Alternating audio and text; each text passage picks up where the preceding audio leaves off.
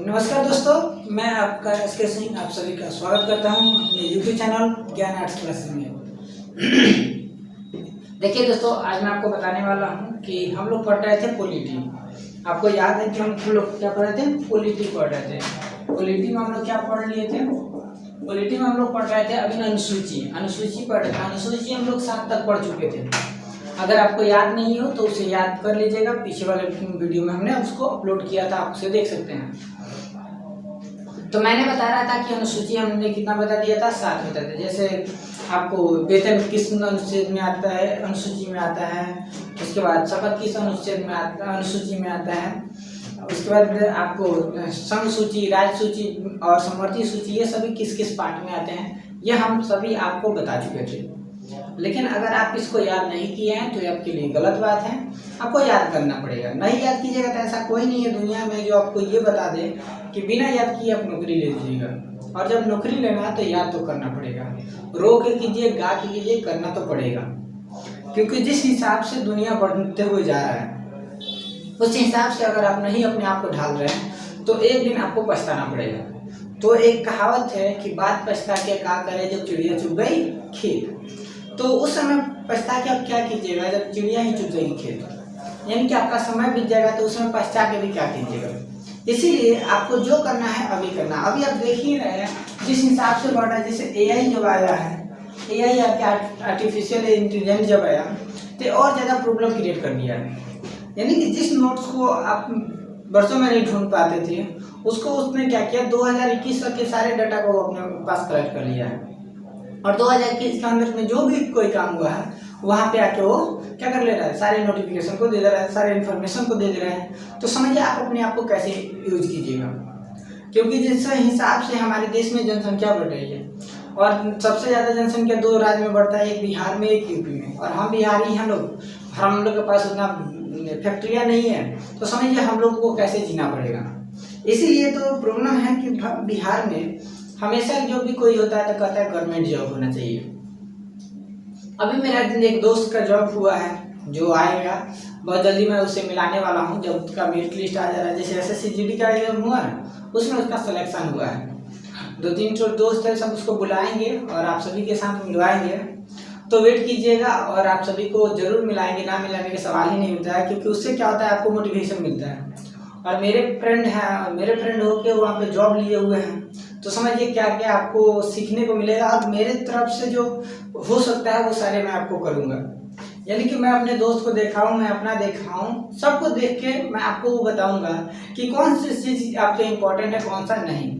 अगर फिलहाल में आप एनसीईआरटी बुक पढ़ना चाहते हैं, एनसीईआरटी बुक पढ़ना चाहिए, चाहे वो किसी भी क्लास का हो, चाहे वो पढ़ता हो या ना पढ़ता हो, एनसीईआरटी बुक उसको पढ़ना चाहिए। एनसीईआरटी बुक से क्या होता है, हमको वो नॉलेज मिलता है जो हम नहीं सोच पाते हैं। एनसीईआरटी बुक आपके दिमाग को बिल्डअप करता है कि कैसा नॉलेज हमको लेना है, कैसे किसी के सामने बात करना है, एक छोटे से पॉइंट को हम कितने बड़े कैसे बना सकते हैं, उसको कितने बेस्ट समझा सकते हैं। तो ये एनसीईआरटी आपको सिखाता है। इसीलिए तो हर एक गवर्नमेंट जो भी है स्टेट का, वो सारे बुक बनाया जाता है एनसीईआरटी के बेस पे। क्यों? क्योंकि एनसीईआरटी ही उसका आधार है। और वो एक व्यक्ति नहीं लिखता है, कई सारे व्यक्ति मिलके एक बुक को लिखते हैं। और नॉर्मल सी बुक जो है वो तो कोई एक ही व्यक्ति लिख लेता है, बट वैसा नहीं है। एनसीईआरटी बुक आपको पढ़ना चाहिए किसी भी क्लास में। और आर्ट्स तो एक ऐसा सब्जेक्ट है जिसको ना पढ़िए तो आपका जिंदगी चलने वाला है नहीं। अगर कॉन्स्टिट्यूशन आपको पता ना हो ना, तो आपको कोई पुलिस मारने लगेगा। लॉ पता ना हो, कोई पुलिस आपको पीटने लगेगा। बात समझे ना? कोई व्यक्ति आपको मारने लगेगा, कोई व्यक्ति आपको धमकी देगा, कोई व्यक्ति आपके मोबाइल को रिकॉर्डिंग कर लेगा, ये भी आपके खिलाफ है। अगर कॉन्स्टिट्यूशन आप जानते हैं और कोई व्यक्ति आपके मोबाइल को रिकॉर्ड कर रहा है, आपकी आवाज़ों को रिकॉर्ड कर रहा है फोन को, तो समझ लीजिए वो गैर कानूनी है। उस पर आप कोर्ट में जाके केस कर सकते हैं। वो भी नॉर्मल कोर्ट में नहीं, सुप्रीम कोर्ट में जाके आप केस कर सकते हैं, क्योंकि वो आज़ादी को आपके छीन रहा है। बात समझा है? तो इसीलिए आर्ट्स तो पढ़ना चाहिए। हमने 3 आर्ट्स में आपको पता होगा कि 4 सब्जेक्ट नॉर्मली हम लोग पढ़ते हैं। एक होता है पॉलिटी, दूसरा होता है हिस्ट्री, तीसरा होता है आपका इकोनॉमिक्स, और चौथा होता है जियोग्राफी। ये 4 सब्जेक्ट होता है। ये चारों का अपना अपना एक रूल है। पॉलिटी हमको रहने का सिखाता है, कैसे हमको रहना है। हिस्ट्री ये सिखाता है कि हमको क्या करना चाहिए। यानी कि जो गलतियां हम लोगों के पूर्वजों ने कर चुका है, अगर उसी गलती को हम फिर दोहराएंगे तो हम फिर से किसी का गुलाम बन सकते हैं, फिर से किसी का स्लेव बन सकते हैं। So that's why you don't do that work, because already your parents said don't do that work, so you don't change that work. Okay, तो ये हिस्ट्री हो गया। अब अगला आता है इकोनॉमिक्स। इकोनॉमिक्स क्या है? इकोनॉमिक्स आपको ये बताता है कि हमारे घर में जो इकोनॉमिक स्थिति है, फाइनेंशियल प्रॉब्लम है, उसको कैसे मैं बेहतर कर सकता हूँ। आप अपने सामान को कैसे बेच सकते हैं। अगर बिजनेस कर रहे हैं ना तो इकोनॉमिक्स का जानकारी आपके पास होना चाहिए। तो हम लोग क्या करते हैं, ये आर्ट्स को पढ़ाते हैं, और आर्ट्स पढ़ने का सबसे मज़ा ही कुछ और है, क्योंकि ये कहानी है, और कहानी को अगर समझने लगिएगा तो ईजी होता है। टैक्स आप जानते हैं, टैक्स किस में आता है? आज भारत सरकार जो है जीएसटी लगाया है। कल मैं आपको बता रहा था जीएसटी लगा हुआ है, अमेंडमेंट हुआ था वो 101 में। तो जीएसटी लगा, तो जीएसटी का मतलब क्या होता है वो समझना है। कितना टैक्स हमको देना है, किस सामान पे टैक्स देना है, ये सब पता होना चाहिए नहीं, मुझे होना चाहिए। और ये क्वेश्चन पूछा जाता है रेलवे में, एसएससी जीडी में पूछा जाता है प्रत्यक्ष कर कौन सा होता है, ये सारे क्वेश्चन पूछे जाते हैं। तो ये समझिए इकोनॉमिक्स है। ज्योग्राफी, ज्योग्राफी हमको क्या बताया?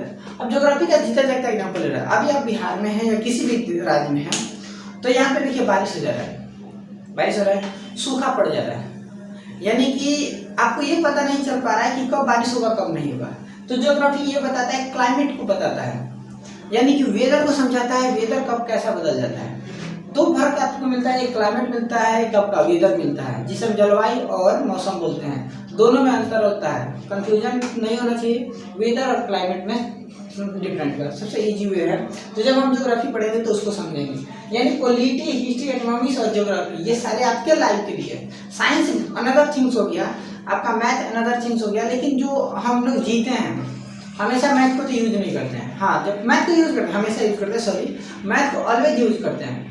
लेकिन अब किसी से बात कीजिएगा तो मैथ में कीजिएगा, किसी टॉपिक उठाइएगा तो मैथ पे टॉपिक उठाइएगा, नहीं उठा सकते हैं।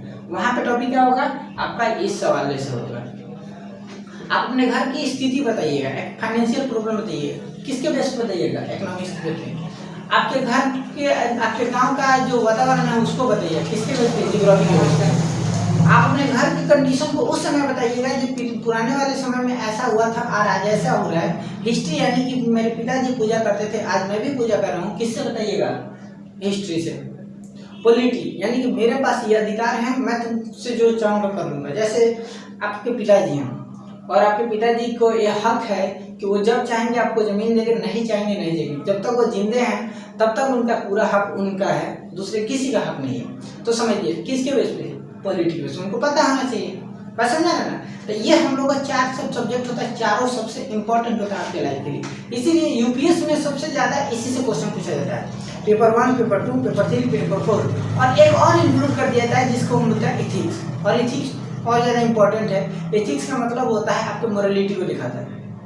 मोरालिटी का मतलब होता है आपकी नैतिकता को दिखाता है। मान लीजिए कोई छोटा व्यक्ति हो आपके सामने हो तो उसको आप पीटने लगिए, गाली देने लगिए, ये नैतिकता नहीं है।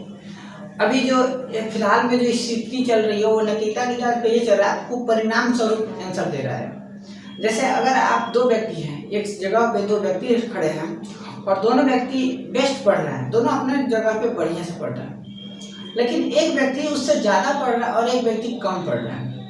लेकिन कंडीशन क्या हुआ कि दूसरे व्यक्ति जो कम पढ़ रहा था उसका सिलेक्शन हो गया, जो ज़्यादा पढ़ रहा था उसका सिलेक्शन नहीं हुआ। तो समाज ये बताता है कि इसके पास नॉलेज नहीं है, इसलिए इसका जॉब नहीं हुआ, उसके पास नॉलेज है उसका जॉब हो गया। वो रात रात भर पढ़ता था, दिन भर भले ही घूमता था, रात भर। क्यों? क्योंकि परिणाम स्वरूप हम लोग का समाज बन चुका है। परिणाम आपका सही है तो समाज आपको सही कहेगा, परिणाम आपका गलत है तो समाज आपका गलत बोलेगा। तो अगर आप भी अपने परिणाम को सही करना चाहते हैं तो आपको काम करना पड़ेगा, चाहे जैसे भी हो, चोरी हो, जो भी करना है। देखिए एक सिंपल सा वे है, भले ही हमको कोई बुरा बोले या अच्छा बोले, जब एक एग्जामिनेशन में आप बैठिए ना तो अपने आप को पूरी तरह ऑनेस्ट मत बनाइए। अब कहिएगा सर ऑनेस्ट का मतलब आप क्या समझा रहे हैं? ऑनेस्ट का मतलब ये समझा रहे हैं कि एग्जाम में आप बैठे हुए हैं, करीब 10 से 15 क्वेश्चन है और 10 से 15 क्वेश्चन मान लेते हैं, जिसमें से आपको 10 क्वेश्चन पूरा 100% याद है। ठीक है, 10% क्वेश्चन आपको 10 नहीं 12 क्वेश्चन आपको पूरा 100% याद है और आपने क्या किया, वो 12 को 12 लिख दिया। लेकिन 3 क्वेश्चन ऐसा है जिसको आप याद नहीं कर पाए हैं, जो आपसे मिस्टेक हो गया है। लेकिन उसी जगह एक और कंडीशन है कि दूसरा व्यक्ति आपके पास बैठा हुआ है और उसको तीनों क्वेश्चन याद है जो आपको नहीं लिखे, तो क्या कीजिएगा? आप ये सोचिएगा हम उसमें से देख के नहीं लिखेंगे और मुझे लिखना भी नहीं है उसमें देख के, अगर मैं लिखूंगा तो मैं चीटर कहलाऊंगा। और उसने क्या किया, पूरे को पूरे लिख दिया। नंबर उसका ज़्यादा आएगा कि आपका आएगा? उसका आएगा। अगर वही सिचुएशन आपके पास हो, अगर वो तीनों क्वेश्चन अगर आप लिख लिए हैं, रिजल्ट आपका बेहतर आएगा, दुनिया का आएगा ये इसको याद था इसलिए लिखा है। तो एग्जामिनेशन में बैठते वक्त ये मत सोचिए कि मैं चीट नहीं करूँगा तो मैं बेस्ट हो जाऊँगा, नंबर मेरा कम आएगा, लेकिन अपने क्वालिटी से लायक नहीं। आप अपने अकॉर्डिंग थोड़ा सा चीट भी कर सकते हैं, इसको कोई गलत नहीं मानता है। बस समझ में आ रहा है? तो पहला चीज। अब हम लोगों ने अब चलते हैं अपने टॉपिक पे आते हैं। अगर आप मेरे चैनल पर पहली बार आए तो चैनल को सब्सक्राइब कीजिएगा, फिर अगली बार मोलिडिटी की बात हम हमेशा करते रहेंगे। इथिक्स की नॉलेज तो बहुत ज़्यादा है, अलग अलग वे में हम आपको इथिक्स समझा देंगे, तो बात करते करते हम आपको टॉपिक समझाते चलेंगे। तो सबसे पहले अब हम चलते हैं पढ़ने पढ़ाने की सिलसिला को। अगर पहली बार आप मेरे चैनल पे आए हैं तो चैनल को सब्सक्राइब कीजिए, बेल आइकन दबाइए और दोस्तों के पास शेयर कीजिए। गुड। और लाइक करना जरूर भूलिएगा, लाइक कर दीजिए। यस, लाइक कर दीजिएगा तो इससे क्या होता है, मोटिवेशन मिलता है। बस अगर मेरे वीडियो को आप स्वीकार कर रहे हैं, वीडियो अच्छा है, मेरे लाइक सही है, तो लाइक करने में क्या जाता है? लाइक करने से कुछ होता नहीं है, सब्सक्राइब करने से कुछ होता नहीं, आपका कुछ करता नहीं है, लेकिन उससे क्या आता है, मोटिवेशन मिलता है। और इतना जरूर रखिएगा तो मोनेटाइज तो हमको करना नहीं है, वो मोनेटाइज वाला काम नहीं है। आप मेरे वीडियो पे कभी एड्स नहीं देख पाइएगा, मैं एड्स कभी चलाऊंगा ही नहीं, क्योंकि एजुकेशन के मामले में वो सब पैसे वाला काम नहीं है। एड्स कभी मेरे पे नहीं जाएगा, आप फ्री ऑफ कॉस्ट देख सकते हैं वीडियो, वो भी बिना रुकावट के। तो जैसा कि हम लोगों ने 7 अनुसूची पढ़ चुका था, अब 8वां अनुसूची पढ़ना है। 8वां अनुसूची में हमको मिला था भाषा का ज्ञान। क्या मिला था? भाषा मिला था। भाषा जब संविधान बन के तैयार होता है, 26 जनवरी 1950 को जब भारत की संविधान लागू हुआ, उस समय मूल रूप से संविधान में 14 भाषा थी, ठीक है। लेकिन अभी कितना है? अभी 22 भाषा है। अभी हम ही लोग के तरफ से बिहार के जो आपके नहीं है तो यूपी के दिनेश लाल यादव नेहरू हुआ, उन्होंने संसद में जो विधानसभा है उसमें आवाज उठाया है कि नहीं, भोजपुरी को भी क्या दिया जाए, एक भाषा बनाया जाए। अभी भोजपुरी क्या है? एक बोली है, दोनों में फर्क समझ। एक बोली होता है, एक भाषा होता है। तो भोजपुरी एक बोली है। बोली वो होता है किसी विशेष क्षेत्र में उसको बोला जाता है, और भाषा होता है कुछ बड़े लेवल पे उसको बोला जाता है, उससे भाषा बोलते हैं। अभी हम लोग का हिंदी जो है वो भाषा है, डोंगरी जो है भाषा है, संथाली जो है भाषा है, लेकिन भोजपुरी जो है भाषा नहीं है, वो एक बोली है। और भारत में बोली करीब 1600 से ज़्यादा बोली जाती है, इतना याद रखिएगा। भारत में इतनी भाषा बोली बोली जाती है, भाषा नहीं, भाषा तो 22 ही बोली जाती है, बोली इतना बोली जाती है। तो जैसा कि मैंने आपको समझाया कि संविधान मूल रूप से संविधान में 8 भाषाएं 14 भाषाएं थी, जो आपके सामने यहाँ पे लिखा हुआ है, इसलिए लिख दिया ताकि आपको याद जाए। असमी, बंगाली, गुजराती, हिंदी, कन्नड़, कश्मीरी, मलयालम, मराठी, उड़ीसा, जिसको हम पहले उड़िया बोलते थे, पर अब ओडिया हो गया है, पंजाबी, संस्कृत, तमिल, तेलुगु और उर्दू। यानी ये भाषा जो थी, ये संविधान जब बन के तैयार होता उसी समय इसको बना दिया गया था। लेकिन बाद में क्या हुआ, इसको चेंज करता हुआ दिखा गया। चेंज करने की नौबत क्यों आई? क्योंकि समाज जो है उसी हिसाब से चलता है, अपने अपने भाषा के लिए सब कोई जान देता है। जैसे हम लोग भोजपुरी बोलते हैं, मैक्सिमम हम लोग भोजपुरी बोलते हैं, भले ही बिहार की राजकीय भाषा हिंदी हो, लेकिन हम लोग बोलते ज़्यादातर भोजपुरी है। इसलिए तो भोजपुरी फिल्म उतना चलता है जितना हम लोग नहीं कल्पना करते हैं। क्या अभी भारत के प्रेजेंट में कितने भाषा हैं? 22 भाषा हैं। जब 21वां संविधान संशोधन हुआ 1967 में, कब 21वां संविधान संशोधन हुआ, अमेंडमेंट जब हुआ 21, तो वह हुआ था कब? 1967 में। तो उस समय एक भाषा जोड़ी गई थी, एक ही भाषा, याद रखिएगा। यानी कि जब आपका 21 अमेंडमेंट हुआ कॉन्स्टिट्यूशन का, तो उस समय एक भाषा, कब? पहले ये भी याद रखिए, आपको पूछा जाएगा कि 21 अमेंडमेंट कब हुआ था? तो 1967 में, जिसमें कितने भाषा जोड़ी गई थी? एक भाषा। और वो किस भाषा को जोड़ा गया था? सिंधी को। किस भाषा को? सिंधी को। जब उसके बाद दूसरा अमेंडमेंट हुआ, 71वां अमेंडमेंट हुआ, जब ये कब हुआ था? 1992 में, यानी कि 71 जब अमेंडमेंट हुआ तो 1992 में हुआ था, जिसमें आपको 3 भाषा जोड़ी गई थी, नेपाली, मणिपुरी और कोंकणी। ये 3 ठो भाषा है, नेपाली, मणिपुरी, कोनकुड़ी, नेपाली, मणिपुरी, कोनकुड़ी। तो ये हो गया 3 ठो। यहाँ पे देखिए पहले ये 14, एक इसमें 15 और 3 इसमें 15 3 18 हो गया ना। अब क्या हुआ, 2003 में अमेंडमेंट फिर से हुआ और जिसे हम 92 बोलते हैं, 92nd जो है वो जब अमेंडमेंट हुआ उसमें 4 जोड़ा गया है, जिसका सिंपल से वे याद रखिएगा MBDS। MBD का गाइड आप पढ़ते हैं, आता है, MBD याद रखिए, उसमें S जोड़ दीजिए। M for Maithili, B for Bodo, D for Dogri, S for Santhali. यानी कि मैथिली, बोडो, डोंगरी और संथाली, MBDS हो गया। तो ये होता है आपका टोटल 22 भाषा। इसको क्या कीजिएगा, आप इस 22 भाषा को याद कर लीजिएगा, एक सीक्वेंस में बना लीजिएगा। जैसे नॉर्थ से याद करना है तो नॉर्थ से चलिएगा, वेस्ट से चलना है तो वेस्ट से चलिएगा, एक एक करके पढ़िएगा तो आपको याद हो जाएगा। जैसे आसमी, बंगाली, गुजराती, हिंदी, कन्नड़, असमानी, मराठी, उड़िया, उड़ीसा, पंजाबी, संस्कृत, तमिल, तेलुगु, उर्दू, ठीक है। अब उसके बाद आ जाएगा 22 भाषा कौन कौन जोड़ा गया था। इम्पोर्टेंट ये नहीं है, इम्पोर्टेंट ये है कि कब कौन सी भाषा जोड़ी गई थी। जब 21वां संविधान संशोधन हुआ 1967 में तो एक हिंदी जोड़ा गया। जब 71वां संशोधन हुआ 1992 में तो आपको जोड़ा गया 3 ठो, नेपाली, मणिपुरी, कोनकुड़ी। और जब 2003 में संविधान संशोधन हुआ 92 का तो उस समय 4 ठो जोड़ा गया MBDS। किसमें? MBDS। M for Manipuri, Maithili, B for Bodo, D for Dogri, S for Santhali. ये आपका भाषा का कंप्लीट हो गया। यानी कि अनुसूची जो है 8 में भाषा है, जो भाषा हम लोग पढ़ चुके हैं। अब यहाँ पे इसलिए पढ़ाते चल रहे हैं कि कौन सी भाषा कब जोड़ी गई, ताकि आपको बाद में दिक्कत ना हो कि हाँ इसकी क्या प्रॉब्लम है। अगला है अनुसूची 9। अनुसूची 9 में आपको दिया गया है भूमि सुधार कानून। और ये कब लागू किया गया था? जब 1950 में भारत का संविधान लागू हुआ, लेकिन 1951 में फर्स्ट अमेंडमेंट हुआ। 1951 में फर्स्ट अमेंडमेंट हुआ, जिसमें आपको भूमि सुधार अधिनियम कानून को क्या किया, लागू किया गया। तब से आपका अनुसूची 9 में भूमि सुधार ही है उसको, ठीक है। और बाद में संपत्ति का अधिकार ये सब बढ़ते गया, आपको समझ ये सब क्या हो गया, अब तो और ज्यादा हो गया। अनुसूची 10। अनुसूची 10 जो है, अनुसूची 10 में दल बदल कानून। अब सबसे पहले ये समझिए दल बदल कानून क्या है। दल बदल कानून को एक डीपली हम लोग समझाएंगे, उसका सेशन करेंगे जब आगे पढ़ेंगे। ऐसे तो पहले अनुच्छेद पूरा हम लोग पढ़ लेंगे, यानी कि अनुच्छेद आपको 1 से लेकर 395 तक हम लोग कंप्लीट कर लेंगे। उसके बाद हम लोग अलग अलग टॉपिक उठाएंगे, जैसे आपको यूपीएससी लेवल का आपका जो भी थॉट होता है वो थॉट के साथ। जैसे अभी बजट को होगा तो कॉन्स्टिट्यूशन में बजट कैसे आता है उसको हम लोग समझेंगे। बजट तो आपका इकोनॉमिक्स का है, लेकिन हम लोग पॉलिटी में भी पढ़ेंगे। उसके बाद जैसे दल बदल कानून क्या है, दल बदल कानून को समझेंगे, दल बदल कानून को एक एक और समझेंगे, क्योंकि दल बदल कानून राजीव गांधी के समय में बदल गया। उसके पहले कैसे चलता था, कब दल बदल माना जाएगा, कब दल बदल नहीं माना जाएगा। जैसे मान लीजिए एग्जाम्पल देते हैं, मैं एक नेता हूँ, मैं किसी पार्टी में हूँ, तो मेरा काम जो है पार्टी के समर्थन करना, चाहे किसी भी हाल में पार्टी का समर्थन देना है। यदि पार्टी का समर्थन नहीं दे रहा है तो मुझे पार्टी निकाल देगा, ठीक है। अगर पार्टी मुझे निकाला तो मैं दल बदल का कानून में नहीं आऊँगा, लेकिन मैं खुद से छोड़ूंगा तो मैं दल बदल में आऊँगा, कैसे में। और जब मैं खुद से छोड़ूंगा तो मुझे पद भी छोड़ना पड़ेगा, ये दल बदल कानून बनने लगता है, समझ रहे हैं। तो ये हम लोग अलग से सेशन करके और उसको कंप्लीट करेंगे।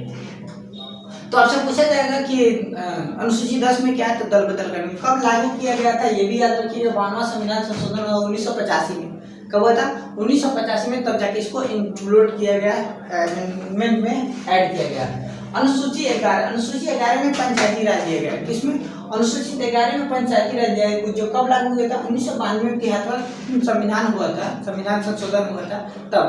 11 में देखिए, पहला में छोड़िए, यहाँ पे 8वां देखते हैं। 8 में भाषा है, 9 में क्या है, भूमि सुधार अधिनियम, 10 में दल बदल कानून, 11 में क्या है, पंचायती राज है। पंचायती राज में क्या होता है, जब 1992 में जो पीवी नरसिम्हा राव आपका पीएम हुआ करते थे, उस समय इसको लागू किया गया था पंचायती राज को, और इसको संवैधानिक रूप से दर्जा दे दिया गया। नहीं, पंचायती भी एक हक है, उसका भी अपने अनुसार से चलाया जाएगा। और रियलिटी है, आज पंचायत भी अपने आप में स्टेबल है, स्टेट के जैसा है, वो जो चाहेगा वो करेंगे। लेकिन पंचायत में जो मुखिया होते हैं, वार्ड होते हैं, सचिव होते हैं, ये प्रमुख होते हैं, ये सब कुछ नहीं करते, ये तो अपना खुद का पेट भरने में लगे हुए हैं। तो बात समझ रहे हैं, तो ये है स्थिति है। और आखिर में आता है अनुसूची 12 जिसमें नगर पालिका जोड़ा गया है। और नगर पालिका भी इसी के जस्ट समय में जोड़ा गया, जैसे 92 में आपका जोड़ा गया आपका पंचायती राज, 92 में ही जोड़ा गया आपका कौन सा नगर पालिका। लेकिन ये 73वां संविधान संशोधन था और ये 74वां संविधान संशोधन था, यानी कि एक ही साल में 2 बार संविधान संशोधन हुआ, जिसके कारण ये क्या हुआ, नगर पालिका भी हम लोग ऐड कर दिए। यानी आज के सेशन में हम लोगों ने क्या किया, टोटल के टोटल आपका खत्म कर दिया अनुसूची, यानी अनुसूची 1 से लेकर 12 तक हम लोग का खत्म हो गया। अगर यहाँ तक अगर आपको बात समझ में आ गई हो तो इसको एक बार याद कर लीजिएगा और याद करने के साथ ही आगे बढ़िएगा। तो यहाँ तक आप याद कर लीजिएगा। मिलते हैं अगले वीडियो में, तब तक के लिए आपसे विदा लेते हैं। धन्यवाद।